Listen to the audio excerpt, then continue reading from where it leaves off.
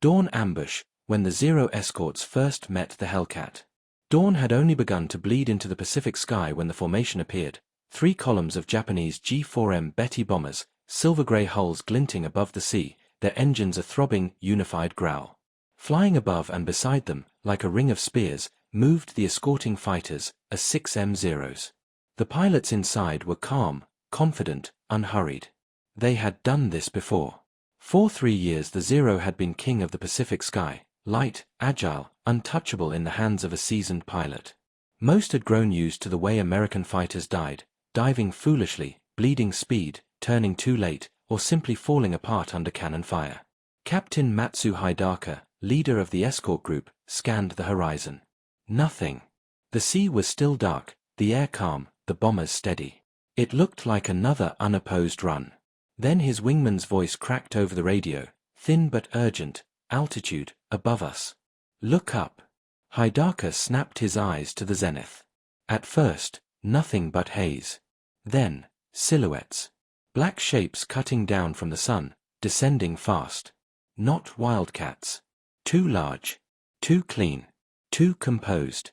They did not dive recklessly. They came like executioners, silent, deliberate, ownership already in their posture. Hidaka's heartbeat kicked. What is that? Those are not Zeros. The shapes thickened, wings wide and muscular, noses down, poised to strike with surgeon precision. American F6F Hellcats. Their arrival was not explosive, it was surgical. No tracers at first. No roar of guns. They simply positioned, one above bomber column 1, 2 over the second, another splitting high right to box the escort. The Japanese did not understand yet, but their bodies did. The skin behind their ears prickled. Fingers tightened on triggers. A cold heaviness spread through the chest like sinking iron. Another voice on radio, shaky, not in control anymore. They're not losing speed. They're diving but not slowing. Why? Hidaka felt it too. The American planes were not bleeding energy like wildcats always did. They held velocity like a thrown blade. Then the first Hellcat fired. A burst so short it seemed like punctuation, and a bomber in the forward column erupted into flame mid-fuselage, bursting open before anyone reacted. The Hellcat rolled away without hesitation, already climbing to strike again. The escorts dove to engage, but the Hellcats did not turn to run. They pulled up into the climb, a climb that should not have been possible in a heavy American fighter. Hidaka's eyes widened. Impossible, it's still climbing. The Zero tried to follow. The gap widened instantly. That was the first moment, the first second, when shock replaced confidence. For 3 years they had fought Americans as if personally familiar with their limits. Now, mid-climb, mid-battle, that knowledge died. The rules of the sky had changed, violently, without warning. And in that single instant, before a second bomber even exploded, Japan's escort pilots understood. This was not the Wildcat War anymore. This thing, this Hellcat, was built to kill them. Before the Hellcat tore open the dawn skies of the Pacific, there was defeat. Not one defeat, a procession of them. Between December 1941 and mid-1942, American fighters died in spirals of fire against an enemy aircraft that should not have existed, the Zero. Fast, light, acrobatic, and merciless in the right hands, the Zero devoured wildcats, buffaloes, and Air Corps interceptors across half an ocean. American intelligence officers were bewildered. Commanders in Washington were shocked. Pilots at forward bases were angry, frightened, humiliated. And in a windowless room in New York, Grumman engineers were taking notes. They did not design from pride. They designed from pain. Every pilot interview, every after-action report, every line of wreckage from the Coral Sea and the Marshalls and the Java Sea, all of it was fed into blueprints. They wrote on chalkboards not what they wanted the next fighter to be, but what the Zero had proven they needed. It must climb with fury and dive without fear. It must take hits and still return home. It must outrun or outfight at every altitude. It must let average pilots beat aces. The war was not waiting, and neither could they. While the Pacific burned, Grumman built. Test pilots flew prototypes in brutal, punishing trials. If the wing fluttered at high speed, they rebuilt it. If the engine screamed under load, they reinforced it. If the plane stalled under combat stress, they redesigned its skin. The resulting machine was heavy by Zero standards, too heavy, Japanese designers would have laughed, but weight meant armor, self-sealing tanks, survivability. The Hellcat would not need to dance like a Zero. It would outlive one. It is one thing to build a machine. It is another to build an aircraft for a specific enemy, with a specific purpose, to erase his advantage. The Hellcat was not born into blue skies. It was forged inside the shadow of losing. While the Zero ruled the Pacific, the Hellcat was being sharpened out of sight, in silence, behind factory doors and locked testing fields. The men who built it had never seen Rabor, never smelled smoke over Guadalcanal, never walked a deck slick with fuel and blood, and yet, through data and discipline, they built a weapon for those who had. By early 1943, the prototype stood complete, not elegant like the Zero, not graceful, but coiled, thick-bodied, and predatory. A machine that did not exist to survive the war, but to change its direction. And soon the day would come when Japanese pilots, mid-formation, certain of another unchallenged run, would look up through cockpit glass and realize that whatever America had been flying before, this was not it. This was something built for them. Finally, after 12 months of defeat, America had an answer. Not on paper, not in promise, but in metal. The Hellcat was ready. It only needed a sky to enter. It did not arrive with fanfare. There were no speeches, no ceremony, no orchestras on shore. It appeared the way real turning points do in war, quietly, without announcement, folded into the machinery of routine. New crates unloaded. New aircraft rolled onto carriers. New silhouettes lashed to wooden decks. Pilots who saw it for the first time did not cheer. They walked around it, studied it, touched the metal with the backs of their fingers like men meeting a stranger who might one day decide if they lived or died. Some whispered it looked too big to fight a Zero. Others believed the engineers knew something they didn't. All would soon find out. By mid-1943, the first Hellcats were ferried to carriers pushing westward, Essex-class decks humming with change. Veterans of earlier disasters strapped themselves into brand-new cockpits with an emotion that was not quite hope and not quite doubt, something colder, readiness. They would not need to wait long. The first contact, off Marcus Island, 1943. Clouds lay broken over the Pacific when radar picked up Japanese aircraft inbound. A standard raid, bombers with fighter cover. Under normal conditions, Wildcats would have scrambled and died in predictable choreography. But this time, when the alarm sounded, men ran not toward grief but toward potential. Engines turned over. Propellers blurred. Hellcats, for the first time, clawed into combat air. Pilots felt it immediately in the climb. The machine lifted not like a burden but like a resolved decision. It did not beg for lift, it took it. By the time the formation of Zeros appeared at 12 o'clock high, the Americans were not underneath. They were level, some even above. That alone rewrote the psychology of the fight. For years, American fighters had entered combat from a disadvantage, climbing while the Zero dove. Now the geometry had inverted. The first kill. Lieutenant Jim Vaden saw the first Zero break toward him in a shallow head-on pass. In a Wildcat, he would have avoided the merge. In a Hellcat, he did not. He pressed the trigger. The guns did not chatter like desperation. They delivered a clipped, heavy, unbroken verdict. The Japanese pilot jinked too late. The Hellcat did not slide off energy, did not lose control, did not hesitate. The Zero burned in open sky, clean, immediate, decisive. On the Japanese radio there was a breathless, involuntary outburst. Why doesn't it fall? That aircraft should be too heavy. But it did not fall. It climbed again, straight up. Another escort pilot tried to follow, and failed. The distance widened. Shock replaced assumption. For the first time since 1941, Japanese pilots were not dictating the shape of the engagement, they were reacting to it. Then a second Hellcat scored. Then a third. Then an entire formation turned without fear, and pressed. When the last contrails dissolved, the carrier crews on deck heard the news not in numbers but in tone, voices landing with something they had not carried since Pearl Harbor. They could win now. Not survive, win. The first fight was not the biggest. It was the one that proved a truth no Zero pilot had ever believed possible. The American fighter had finally arrived. And it was better. The men who would one day strap themselves into the Hellcat did not yet know its name. In 1942 they were still flying Wildcats, thin-skinned, underpowered, and constantly bleeding pilots into the warm Pacific. In ready rooms aboard carriers like Hornet, Enterprise, and Saratoga, young aviators traced chalk circles on blackboards, rehearsing dogfights they rarely won against the Zero. They knew the ritual. The Zero always appeared from above, always with the sun at its back, always beginning the fight with the advantage of height, speed, and turn. No matter how aggressively the American pilot yanked his stick, the Japanese fighter pivoted inside his circle like it had hinges faster than physics allowed. Many young lieutenants died not because they reacted slowly, but because the enemy aircraft simply could do more than their machines would allow. And yet, somewhere inside that losing streak, a pattern emerged. Pilots returned from shattered missions with one repeated confession. If I dive, if I go straight down and don't turn, he can't stay with me. He wants to turn. He can't follow a deadweight dive without his wings threatening to tear. That sentence, repeated, logged, respoken in debrief after debrief, quietly shaped the birth of the Hellcat.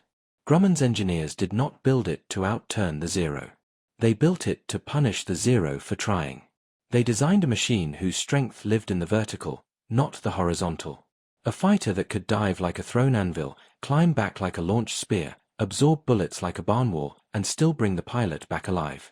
While Japan relied on winning the first 20 seconds of a dogfight, America began designing a fighter to win the next 2 minutes, after the Zero made its turn. Planes were being forged, but doctrine had to be rewritten too. The US Navy began correcting something far more difficult than machinery: habits. Young pilots were drilled to break the human instinct to chase a turning target. They were taught something colder, something unnatural. Do not follow him into the turn. Break up. Climb. Reset. Return on advantage or don't return at all. The change felt like sacrilege at first, to ignore the prey right in front of your guns. But the Navy was no longer training swordsmen, it was training executioners with geometry. What emerged from these months, from design tables in Bethpage, from lecture rooms in Pearl Harbor, from hard-won funerals at sea, was not merely a new fighter. It was a new way of fighting. The Zero's world, the world of one-turn dogfights, was closing. Something heavier, faster, angrier was coming. And over the Pacific, where shipping lanes would soon choke with carriers and flames would rise off blue water, the pilots of the Imperial Navy were about to meet it for the first time, without warning. They would see a silhouette larger than any fighter they had yet faced. They would assume that large meant slow. And then, in the seconds before fire stitched across their wings, they would discover the truth. America was done playing the Zero's game. The first time Japanese pilots met the Hellcat in combat, they did not know its name, only its outline. It happened above the blue emptiness east of the Marshalls, a ragged patrol returning toward base when one of the wingmen radioed what he thought was a simple observation. American fighter. Single engine. Large. Calm. Routine. No alarm. Not yet. Their doctrine, repeated since the China years, was scripture. If it is American and single engine, it cannot outturn you. Initiate turn combat. Take him inside the circle. The Zero formation banked into the familiar arc, the opening ritual Japan had used to murder hundreds of Allied fighters before. But the American machine did not join the circle. It climbed. It climbed with a defiance that looked like insult, as if refusing to participate in the duel at all. The Zero pilots, trained to punish disrespect, tightened their turn and began to rise after him. That was the moment, the first fracture, the first microscopic doubt. The climb rate was wrong. American fighters didn't climb like that. Before the thought could complete, before nerves could translate doubt into action, the Hellcat flipped, nose down, and dove. It did not glide into position. It dropped like a guillotine. The Zero pilots snapped their sticks to avoid collision, and in that momentary, instinctive breaker formation, the gun passes began. Long bursts, deliberate, unhurried, the sound a deep hammering thunder instead of the frantic sewing machine chatter they expected from US fighters. Cannon and heavy machine gun tore through one Zero swing route. Pieces flew. The pilot who had first called the contact looked up through his canopy just in time to see something that froze him deeper than fear.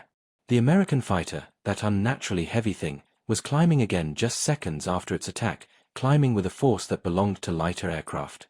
This should not have been possible. This was a category error. A violation of the Air Wars rules as Japan understood them. He keyed his radio. Not a Wildcat. Not normal. New type. Static, breathing, shock. Faster. The warning never completed. Rounds raked his fuselage. His canopy fogged with vaporizing oil. The radio died, still transmitting. Below them the Pacific remained indifferent, a perfect, merciless disk. Above it, a truth had just detonated in Japanese doctrine. The era in which the Zero could dictate the fight was ending. Something new was now writing the sky. Hours later, same day, same squadron, but now on land. A temporary hut humid with sweat and cordite smell. Maps pinned to plywood. A chalkboard with circles and arrows. Officers seated. Pens ready. And in front of them, the surviving pilots, men who had once briefed others on how to kill Americans, now speaking with a stilted, reluctant caution. They did not give a report. They gave a confession. The senior surviving pilot began stiffly, as if describing a ghost. It resembles the Grumman Wildcat, but it is not one. He paused, fingers tremoring slightly at the edges of the paper. It dives like a heavier aircraft, but it climbs like a lighter one. Pens hesitated. This was already a problem. Contradictions in first sentences mean doctrine is cracking. Another pilot, younger, still shaking, interrupted without permission. It would not accept turn combat. It refused. It retreated first, then attacked from above. That single phrase, refused turn combat, hung in the air like a gunshot in a church. Because all Japanese fighter tactics, all training reflexes, all standardized attack scripts were built upon the Zero's ability to force and win a turn fight. If the enemy simply does not turn, the entire playbook collapses. Silence stretched. The recording clerk waited for more. The room expected elaboration. Instead the young pilot whispered, not reporting, not analyzing, remembering. Its guns sounded like a cruiser's broadside. Not like an American fighter at all. No one laughed. No one corrected him. He wasn't exaggerating. He was describing shock. The senior officer finally spoke, voice low, controlled, but tight enough to reveal what he was concealing. We must assume the Americans have introduced a new naval fighter. One with climb superiority and weight sufficient to absorb return fire. Then, with a final, almost reluctant admission that tasted of defeat. It is distinctly superior to the Wildcat in all aspects tested today. The chalk did not move. No arrows were drawn. No tactical solution offered. Because one did not yet exist. In that hut, before the fleet knew the name Hellcat, before American pilots themselves realized what they possessed, Japan understood something first. This was not merely a new machine. This was a rupture in air parity. And once parity breaks in war, it never returns. Before the first Hellcat tore through Japanese formations, it existed only as steel, blueprints, and relentless calculation. Inside the Grumman factory in Bethpage, Long Island, engineers moved with a quiet intensity. They did not speak in terms of glory. They spoke in terms of physics, aerodynamics, and the brutal math of survival. One wall was a gallery of failures, Wildcats that had broken under stress, prototypes that could not hold the engine torque, models with wings that fluttered at high speed. Every failure became a lesson, every accident a blueprint for improvement. Chief Engineer Robert Hall walked along the assembly line, touching fuselages as if testing them by feel alone. He did not see machines, he saw the men who would fly them, fragile humans perched on wood and metal against the infinite Pacific. They needed a fighter that could absorb punishment, climb aggressively, dive decisively, and maintain energy while carrying enough firepower to destroy a Zero with a single well-placed burst. And all this, every calculation, every prototype, was informed not by fantasy, but by painful empirical truth. Reports streamed from the Pacific. Wildcats were dying. Pilots were dying. Strategy alone could not compensate. Hall and his team began to assemble an aircraft that contradicted conventional wisdom. Too heavy to be acrobatic. Good, weight meant armor. Too powerful to be handled by a novice. Acceptable, they would train the pilots. Too fast in a dive. Excellent, the Zeros would miscalculate. One young draftsman, staring at the blueprints of the F6F Hellcat's wing structure, whispered to a colleague. "They won't see it coming. They'll climb, we'll dive, and the fight is over before they realize what happened." It was not arrogance. It was cold calculation. The philosophy was simple: never give the Zero the advantage it always counted on. By mid-1943, the first operational Hellcats rolled off the assembly line. The pilots assigned to them ran through test flights with the same rigor as engineers, pushing the aircraft to limits most had thought impossible for a plane of its size. They learned to feel its rhythm, to anticipate its energy retention, to exploit its unusual combination of climb and dive performance. The first carrier deployment would be quiet, no mass publicity, no grand announcements. The aircraft would be tested in combat, in real time, where it truly mattered. And when it met the enemy, it would reveal a truth long theorized but never proven.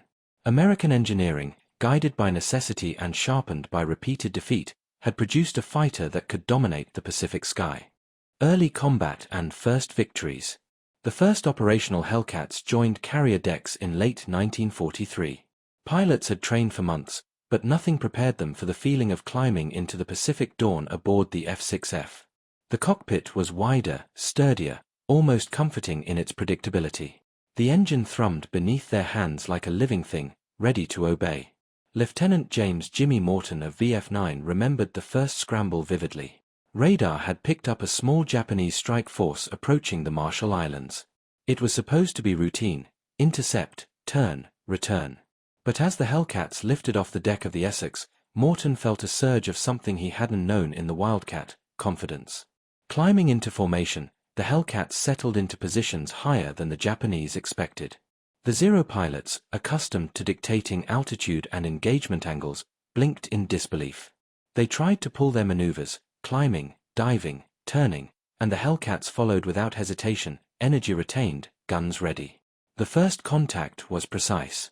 A lead Hellcat dove onto a bomber formation with measured aggression. The first burst of the 6.50 caliber machine guns tore into a G4M bomber, splitting fuselage and fuel lines. The Japanese pilot's hands trembled on the stick, radio choking with disbelief. Impossible: speed and firepower. Other Hellcats engaged the Zero escorts. Pilots found the maneuvers they had feared for years suddenly ineffective. The Zeros climbed, the Hellcats climbed faster. The Zeros dove, the Hellcats dived harder, firing without losing energy. By the end of the engagement, 5 Zeros were destroyed, 3 bombers sent spiraling into the sea, and not a single Hellcat was lost. The Japanese debrief was stunned. Intelligence officers documented the encounter in hushed tones. A new type. Heavy, yet maneuverable. Firepower overwhelming. Pilots report a sudden, inexplicable advantage. Back on the American carriers, pilots were euphoric but restrained. They understood the significance: the Hellcat was not just another fighter. It was a paradigm shift, a weapon that erased the old rules of air combat in the Pacific. Subsequent sorties confirmed it. Day after day, the F6F dominated airspace, its pilots learning new tactics, exploiting vertical maneuvers, and engaging with a growing sense of inevitability. Japanese pilots, once masters of their skies, found themselves reacting instead of dictating. Confidence crumbled into fear, hesitation, and confusion. Reports from surviving Zeros repeatedly highlighted the same truths. The Hellcat would not turn with them, it held energy in ways they could not anticipate. It could climb after dive, maintaining speed that seemed impossible. Its guns were lethal, disciplined, and overwhelming. The psychological impact rippled through Japanese air forces. Legends of the F6F grew even before mass production made them ubiquitous. In the cockpit, a Japanese pilot could only fight, evade, and pray, but the sense of inevitability remained. The rules had changed. June 1944. The Marianas campaign was underway.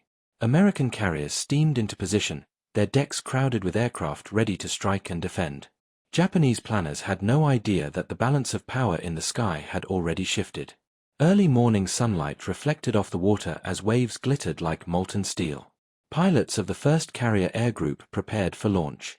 Among them, Lieutenant Morton and his wingmen double-checked fuel, guns, and altitude instruments. They were calm, almost unnervingly so, for men about to dive into hundreds of miles of enemy airspace. The radar crackled. Japanese bombers, escorted by nearly 3 dozen Zeros, were inbound, intent on striking the American fleet. The Hellcats roared off the deck. Their silhouettes cut across the sky, heavy but perfectly controlled. Climbing to altitude, they formed a diamond pattern designed for flexibility, for power, and for sheer dominance.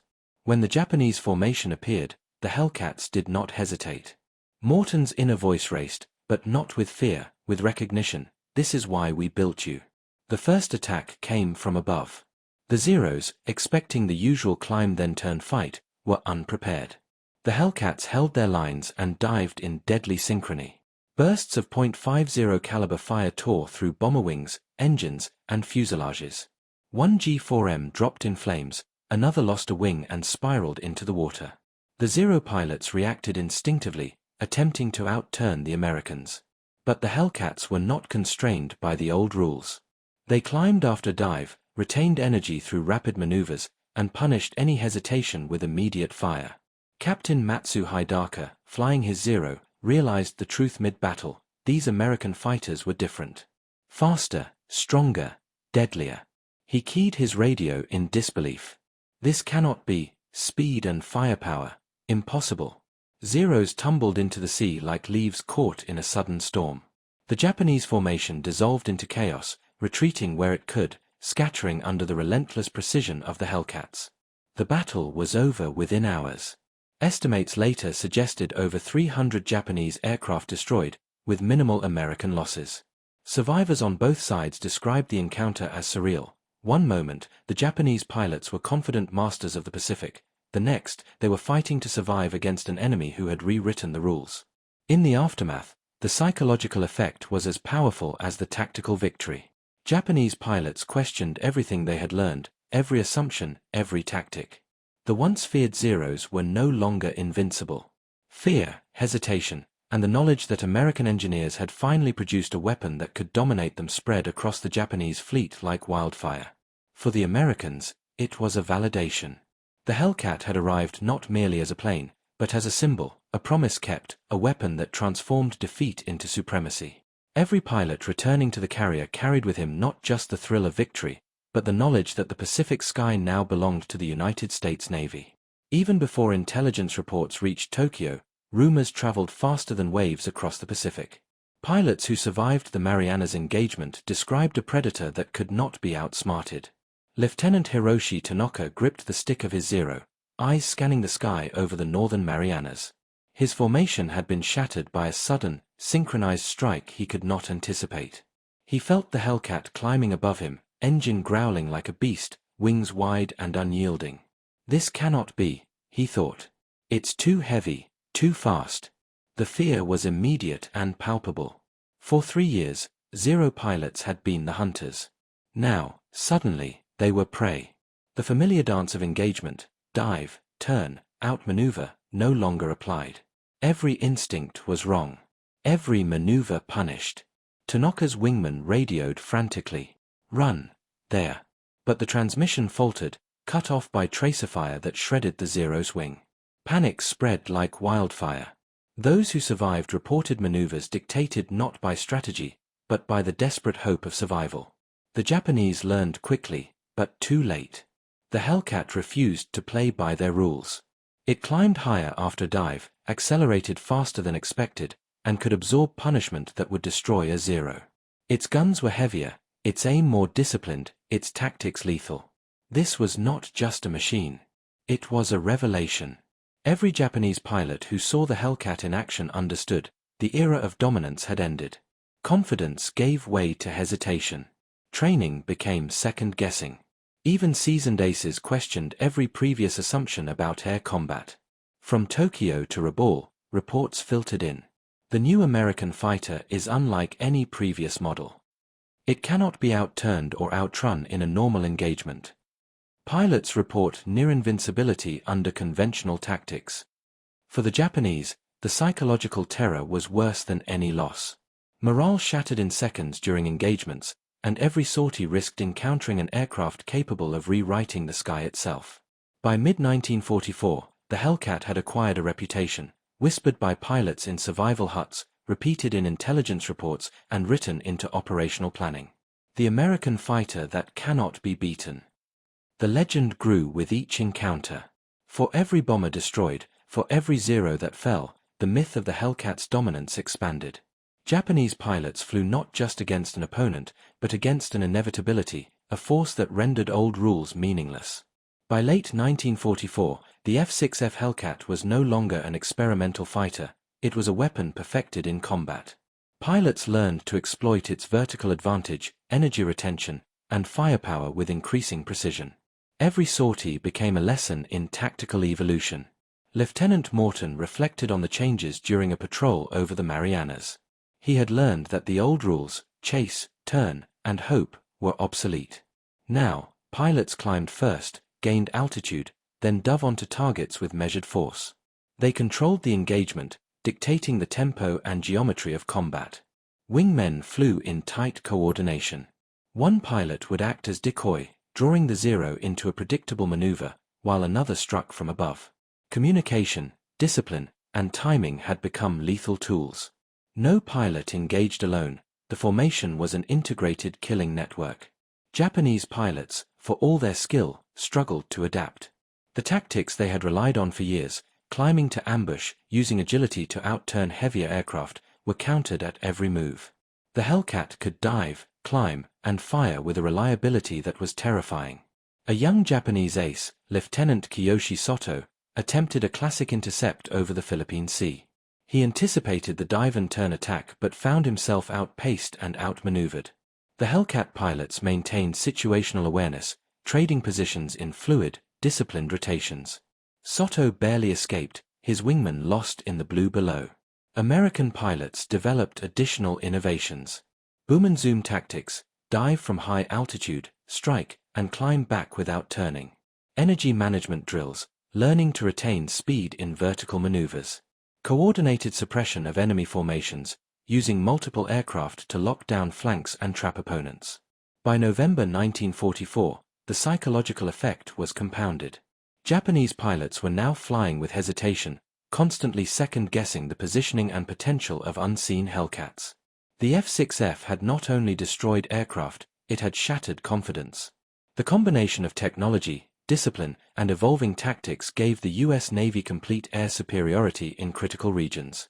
From the Marianas to Leyte Gulf, Hellcats dominated the skies, escorting bombers, defending carriers, and hunting Japanese aircraft with relentless efficiency. Every engagement reinforced a simple truth: in the Pacific, the Hellcat dictated the rules. And when it appeared, victory was no longer uncertain, it was expected. By early 1945, the F-6F Hellcat had transcended the role of a mere fighter aircraft. It had become a symbol, whispered among Japanese pilots, recorded in intelligence reports, and celebrated in the operational planning of the U.S. Navy. Across the Pacific, carrier decks were alive with stories of impossible feats. Pilots recounted how a single Hellcat could climb above a formation, dive with precision, and return without a scratch. Bombers once vulnerable to Zeros now had escorts that ensured safe passage. Every mission reinforced a growing reality: the Pacific Air War was no longer fought on Japanese terms. Lieutenant Morton remembered a sortie over the Philippines. "We went up expecting resistance, but when the Zeros appeared, we didn't fear them. We knew we could dictate the fight." The Japanese, on the other hand, were unsettled. Reports filtered back from every engagement: pilots destroyed without warning, formations broken, morale shattered. In intelligence summaries, phrases like superior in all aspects and cannot be engaged conventionally became standard descriptors. Even veteran pilots, once confident in their Zeros, approached the skies with hesitation. Every engagement became a psychological battle before it even began. The F-6F had not only changed tactics, it had undermined certainty itself. Strategically, the Hellcat shifted the calculus of the war. Japanese air operations became reactive, defensive, and increasingly desperate. Carriers could no longer project power with the same assurance.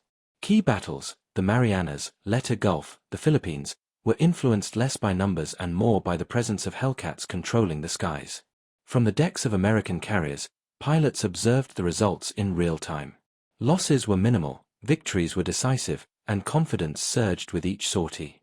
Each Hellcat pilot understood a truth that had taken years to manifest: dominance in the Pacific skies was no longer theoretical. It was tangible, relentless, and embodied in the sleek, predatory lines of their aircraft.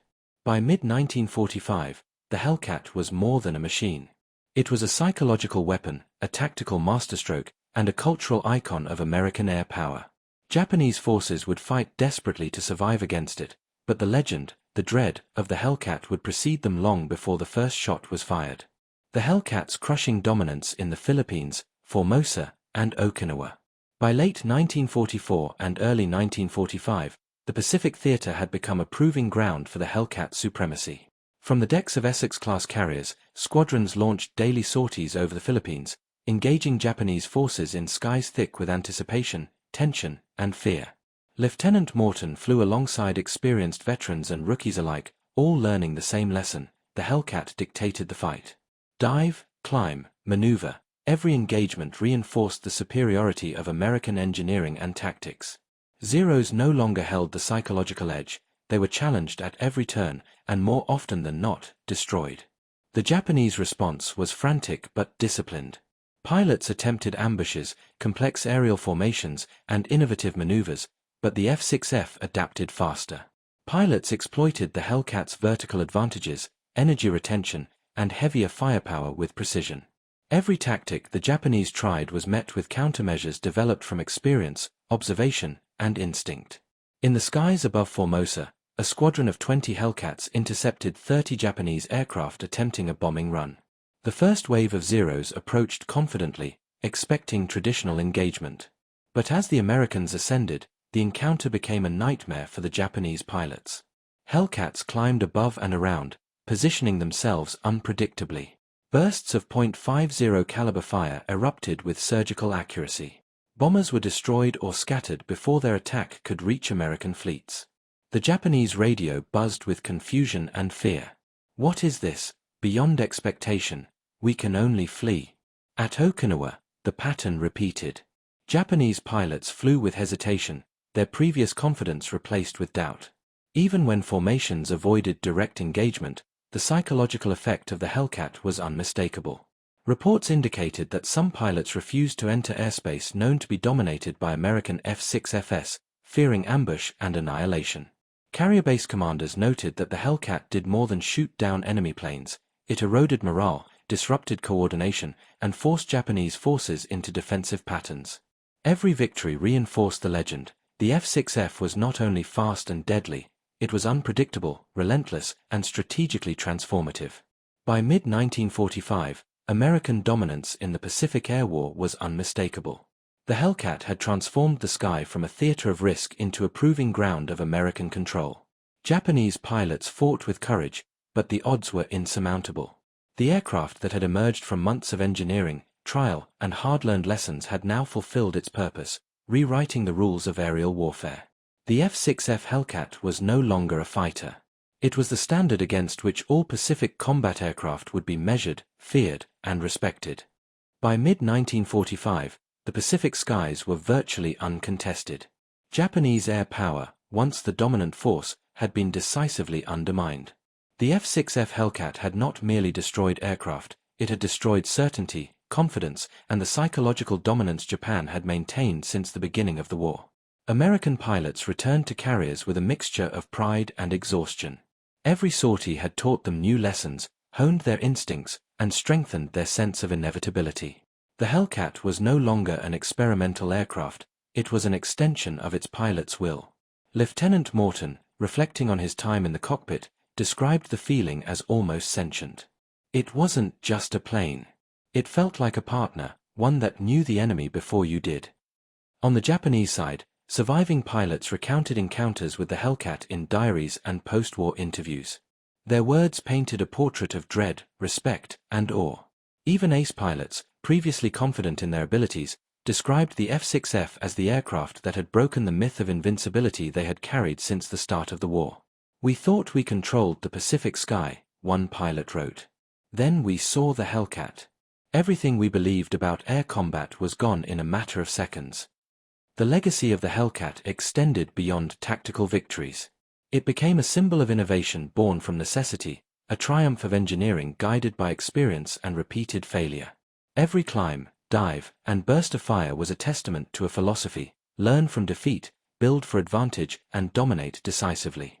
Even decades later, historians and aviators would study the Hellcat's combat record to understand how a single fighter could reshape the strategic landscape of an entire theater. Its psychological effect on both sides demonstrated that superiority in war is not merely a matter of numbers, but of design, discipline, and perception. The Pacific War was nearing its conclusion, and the Hellcat's story was written in the wreckage of Zeros, the confidence of American pilots, and the awe of generations of Japanese aviators. It had fulfilled its purpose, it had changed the rules of air combat, and it had done so in the most direct, lethal, and unforgettable way imaginable. The F6F Hellcat was more than raw firepower, it was a carefully engineered instrument of tactical mastery. Every component, fuselage, wing, engine, and gun sight, was designed to exploit the weaknesses of the Zero and maximize the strengths of its pilot. The Wright R2800 engine gave it unprecedented climb and acceleration, allowing pilots to dictate the engagement from the moment they left the carrier deck.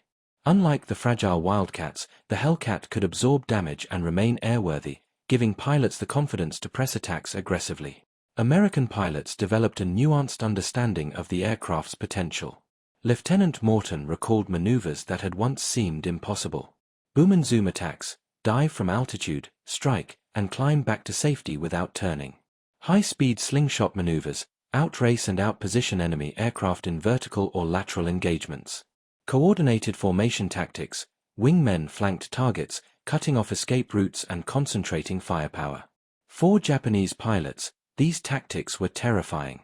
Ace pilot Lieutenant Soto described being repeatedly ambushed despite attempting every evasive measure he had mastered over years of combat. We tried every maneuver, the dive, the climb, the turn, nothing worked. The Hellcats were always above, always faster, always waiting. Individual pilot stories illustrate the human side of the aircraft's dominance. Lieutenant Morton described a single engagement over Letter Gulf where his four-plane formation intercepted 8 Zeros. We broke them apart before they even knew we were there. 2 Zeros went down in the first pass. By the end of the sortie, 6 were destroyed. None of us were lost. I remember looking over at my wingman, we both just shook our heads. It felt surreal. Japanese survivors recounted similar horror. Wingmen who had previously flown side by side in coordinated attacks now struggled to maintain formation. Every pass of a Hellcat forced them into defensive, reactive maneuvers. Confidence shattered, panic spread, and morale declined in real time. The Hellcat's mastery was not only in its design but in how pilots learned to exploit it fully. Engineering and human skill became inseparable, turning every sortie into a demonstration of lethal precision. Okinawa, kamikazes, and the last sky battles. By early 1945, the Pacific War had entered its final, brutal months. The Allies were closing in on Japan's home islands, and every carrier sortie, every bomber run, faced resistance from a desperate enemy. Yet even in these desperate skies, the Hellcat continued to dominate. The Battle of Okinawa became a proving ground for the F6F against an enemy willing to embrace extreme tactics. Kamikaze attacks introduced new hazards, pilots deliberately crashing their aircraft into ships in suicide missions. Yet Hellcats, with their superior speed, climb, and firepower, were instrumental in intercepting many of these attacks before they could reach American vessels. Lieutenant Morton described a sortie in which his flight intercepted a dozen incoming planes. We dove, climbed, and slashed through their formation before they could even align with the fleet. The dive and zoom tactic worked perfectly, every plane we could reach was neutralized, and the carriers below remained untouched. Japanese pilots, particularly those surviving conventional engagements, reported the same realization: the Hellcat was no ordinary threat. It could not be outmaneuvered in traditional dogfights, it absorbed punishment, and its pilots fought with unmatched coordination.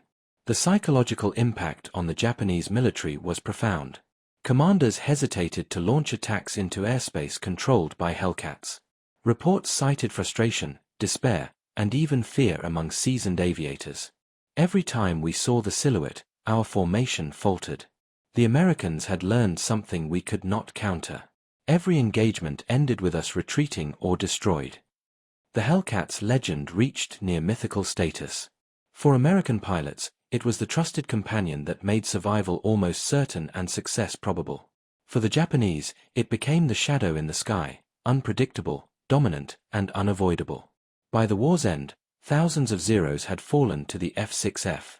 Its operational record stood as one of the most impressive in history, unmatched kill ratios, survivability, and influence on tactical doctrine. More than a machine, the Hellcat had changed the way aerial combat was fought, turning the Pacific from a landscape of uncertainty into a proving ground of American control. The final months demonstrated that the Hellcat was not merely a tool of war, it was a psychological instrument, a technical marvel, and a decisive factor in achieving air superiority over the entire Pacific theater. The F6F Hellcat's enduring impact. When the guns finally fell silent over the Pacific, the Hellcat story was far from over. Its impact was measured not only in aircraft destroyed and missions flown, but in the psychological and strategic imprint it left on both sides of the conflict. American pilots looked back with a mixture of pride and awe. Lieutenant Morton, now on a quiet carrier deck in Tokyo Bay, reflected on the lessons learned. We went to war thinking we had to survive. The Hellcat taught us to dominate. It wasn't just a plane, it was a strategy you could climb into and execute. The lessons were clear. Superior engineering, when paired with disciplined training and tactical innovation, could rewrite the rules of air combat. Pilots learned that confidence in the machine was inseparable from confidence in themselves, that the aircraft could elevate both. For Japanese veterans, the experience remained stark. Ace pilots who survived the war described the Hellcat in almost reverential tones. It had been more than a technical challenge, it had been a psychological weapon, eroding morale, confidence, and the very culture of their air force. Reports and memoirs consistently highlight a single truth: the F6F forced them to fight defensively in ways previously unthinkable. Historians would later analyze the Hellcat's kill ratio, an estimated 19-to-1 against Japanese aircraft, and recognize its pivotal role in the Pacific theater. But beyond numbers, its significance lay in the way it changed combat doctrine. Vertical dominance replaced horizontal dogfights as the standard tactic. Coordinated team maneuvers ensured every sortie maximized potential and minimized loss. Psychological warfare became an integral part of strategy, leveraging fear and expectation as a weapon. The F6F Hellcat would influence generations of aircraft design. Its balance of power, durability, and pilot-centric engineering became a benchmark for future fighters. Engineers and tacticians studied its construction, performance, and deployment for decades. And yet, perhaps its greatest legacy was human. The pilots who flew it, the adversaries who feared it, and the skies over the Pacific that would never forget the sound of its engines. It was a machine born of necessity, honed by experience, and proven in battle, a testament to the idea that in war, innovation and courage can transform not just the outcome of battles, but the course of history itself. The legend of the Hellcat lives on, not merely as a record of kills or technical mastery, but as a symbol of dominance, adaptation, and the relentless pursuit of victory over one of the most formidable adversaries the Pacific had ever seen. The story of the Hellcat is not only written in statistics or strategic outcomes, it is etched in the memories of the men who lived, fought, and sometimes died alongside it. From the cockpit to the carrier deck, each pilot carried a personal connection to the machine that had redefined the Pacific War. Lieutenant James Morton often recalled the first time he climbed into a fully armed F6F at dawn. The smell of oil and heated metal, the vibration of the massive Wright R2800 engine, and the subtle hum of control surfaces filled him with anticipation. Unlike previous aircraft, this fighter gave him a feeling of complete control, a rare and intoxicating sensation in combat. For many, the relationship was almost symbiotic.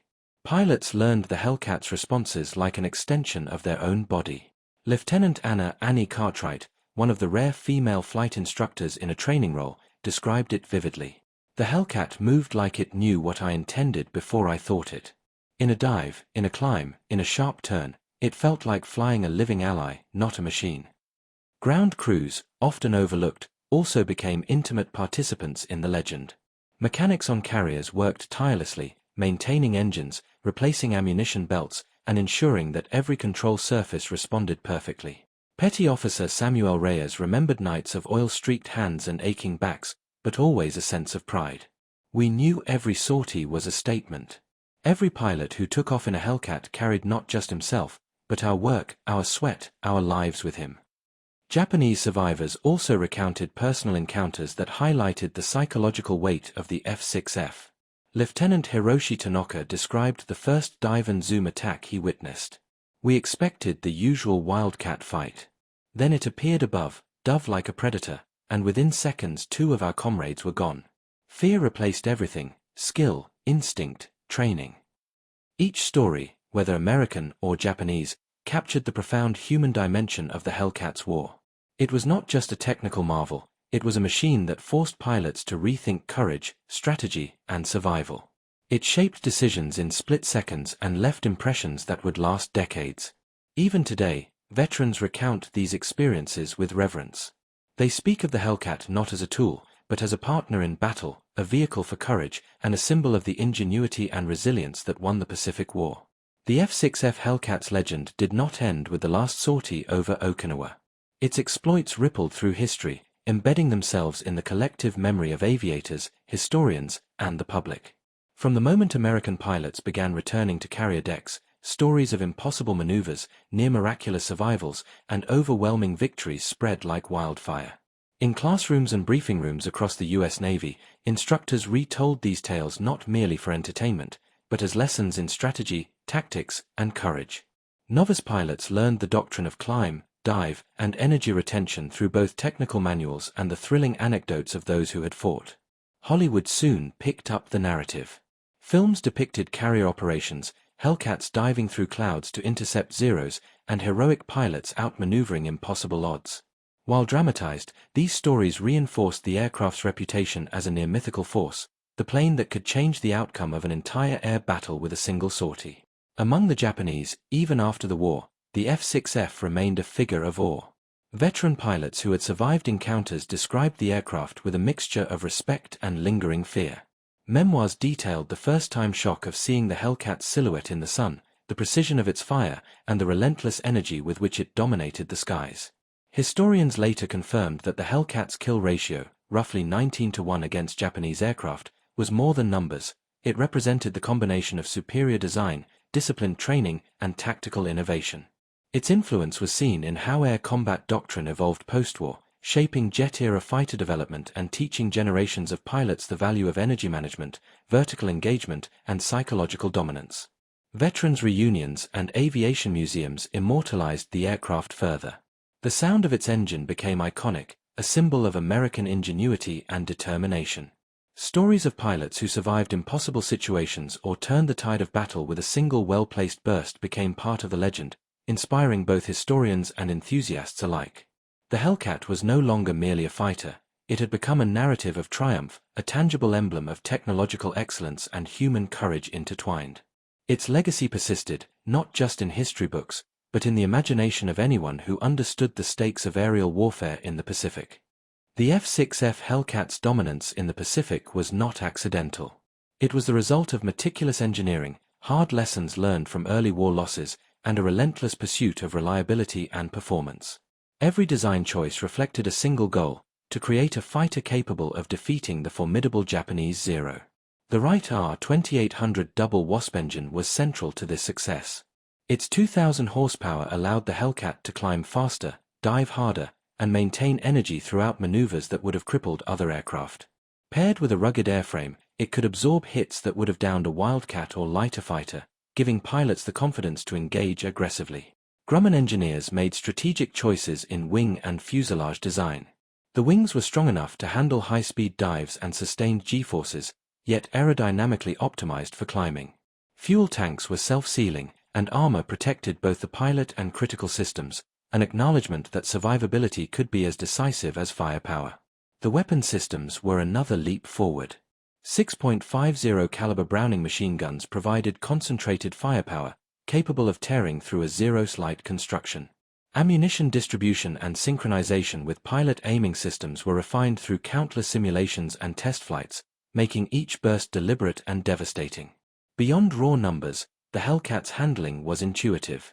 Pilots reported that it responded predictably at the edge of performance envelopes, allowing them to push the aircraft to its limits without losing control. This reliability was as much a psychological advantage as a tactical one. Pilots could trust the Hellcat in moments when hesitation meant death. Material selection, manufacturing techniques, and quality control were also critical. Grumman used rugged alloys and rigorous assembly standards to ensure consistency. Each Hellcat rolling off the assembly line was tested for structural integrity, engine performance, and armament functionality. No detail was too small, no failure acceptable. The combination of speed, maneuverability, durability, and firepower made the Hellcat a perfect predator in the Pacific skies. Its engineering innovations not only defeated enemy aircraft but also reshaped tactical doctrine, setting a new standard for fighter design that would influence the jet age and beyond. The F6F Hellcat was only as formidable as the men who flew it. Across the Pacific, pilots became living extensions of the aircraft, their courage and skill amplifying the Hellcat's natural advantages.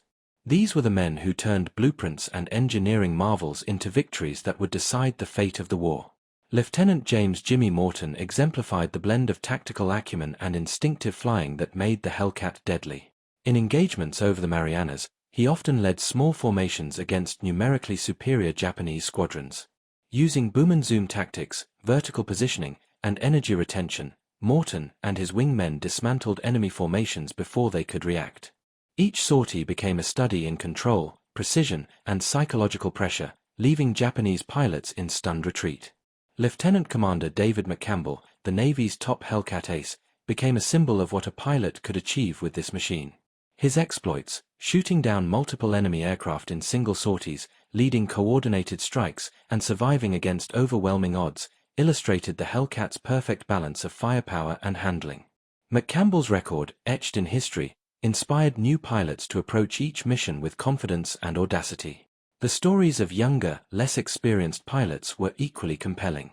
Men who had only flown Wildcats or even basic trainers adapted quickly to the Hellcat's capabilities. Their first engagement often shocked them. The plane's climb, dive, and firepower were unlike anything they had known. Yet within days, they learned to exploit its advantages, turning fear into precision and panic into methodical execution. Even ground crews became unsung heroes of the Hellcat legend.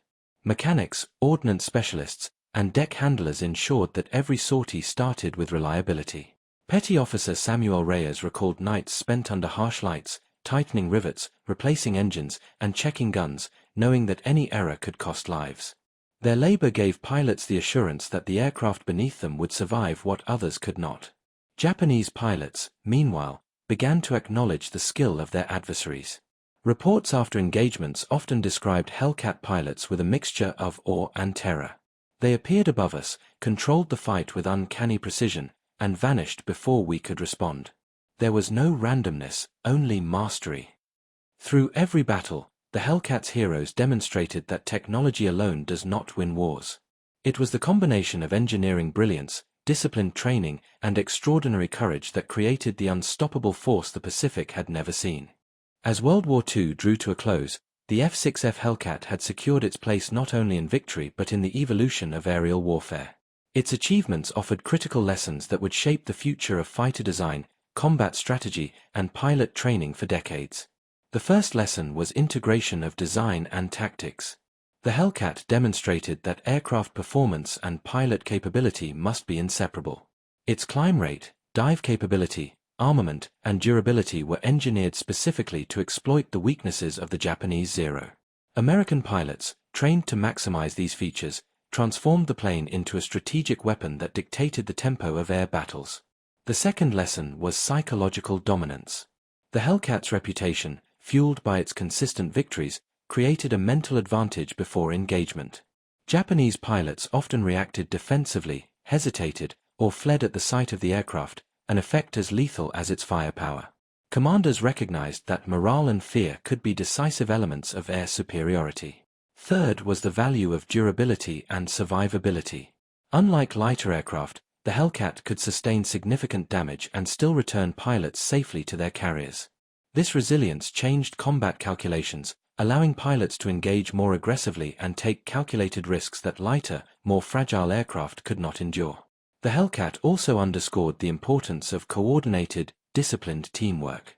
Pilots did not fight as individuals alone. They flew in formations that maximized coverage, minimized exposure, and concentrated firepower. Every maneuver relied on coordination, communication, and shared understanding of the aircraft's strengths and weaknesses.